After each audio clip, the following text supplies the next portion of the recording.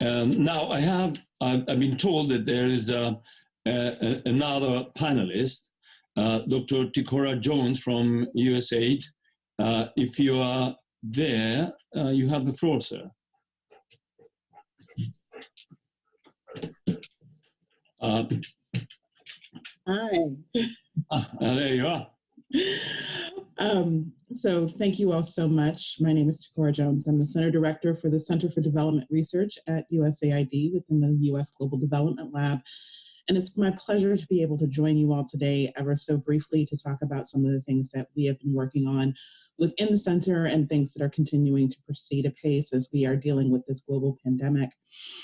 Our primary objective as the Center for Development Research is really to focus on how we support research in developing countries and the translation of research beyond the confines of the lab.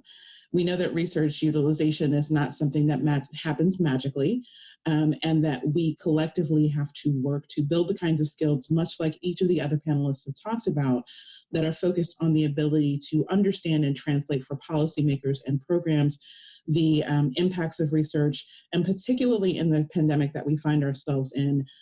One of the challenges that we continue to see that all the panelists, both in this session and the previous session, have mentioned is really the challenge that we have trusting science and trusting those that translate science in this broader context. As we, as an agency, support our country's journeys to self-reliance, we really want to be able to strengthen their educational institutions, their ability to conduct research and apply that research to help better solve their own development challenges. David's fantastic examples of everything that has been happening within Ghana as they have been dealing with the pandemic are prime examples of why that is so very important. The contributions of science, technology, and innovation to the post-COVID landscape have to take into account the tremendous foundation that's been built in so many technical areas, but ultimately we need to find new and better ways to build and rebuild research capacity and forge new partnerships that more effectively integrate science, innovation, science policy into decision-making at all levels of government. Within our partnerships within universities, we have found that some of the most effective and efficient paths towards generating research can be used by development practitioners across all disciplines.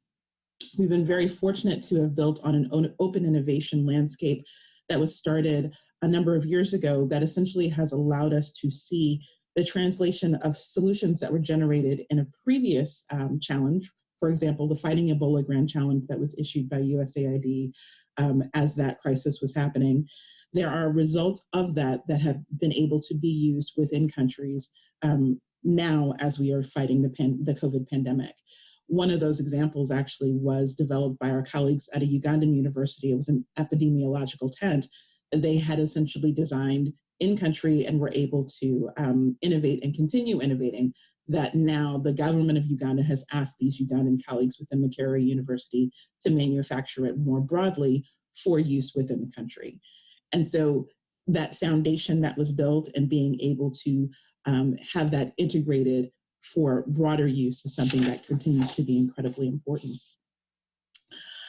Finally, and as I said, I would keep my remarks very brief. Finally, our new digital strategy has been released. USAID released this digital strategy last month, just as our former administrator was making his transition out.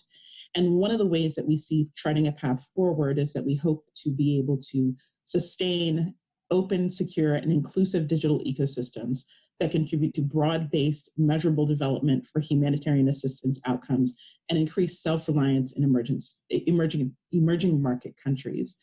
Following on this digital strategy, USAID will release a digital health vision that interprets and operationalizes this new guidance in the context of the global health sector as it needs. Thank you all so much.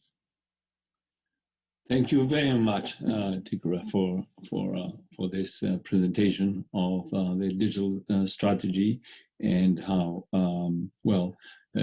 emerging and developing countries will be included and benefit from this.